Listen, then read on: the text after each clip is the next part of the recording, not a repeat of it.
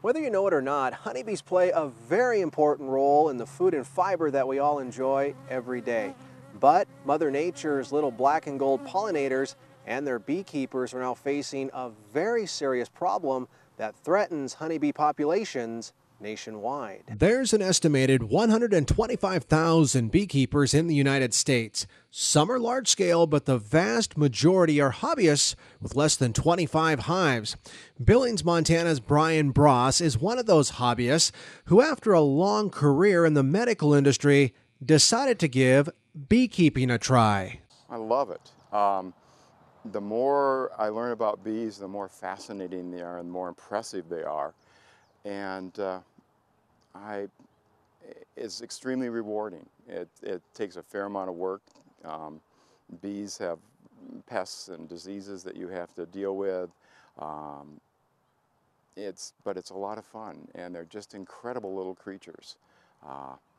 The hive is actually a superorganism. It functions as one body as opposed to individual bees, and the way they manage to do what they do is just incredible.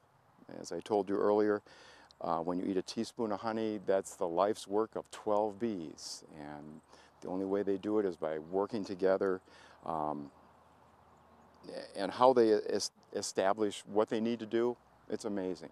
However, honeybees, which are a critical link in U.S. agriculture and food production, have been under serious pressure from a mystery problem, colony collapse disorder.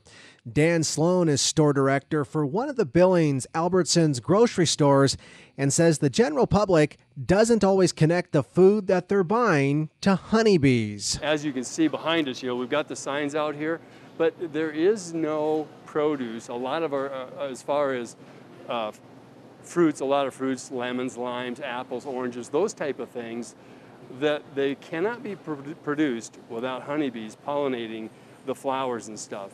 And without having the honeybees out there, people don't really understand the work that they do for us. And they are very busy little guys. I mean, obviously, each one of these guys have to be pollinated to be able to produce fruit for us. So Albertsons thought it was important that we get out and let the public know a little bit more about it.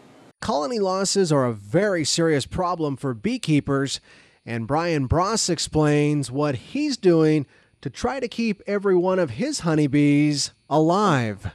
One of the things that you do is you monitor the pests and you treat the pests.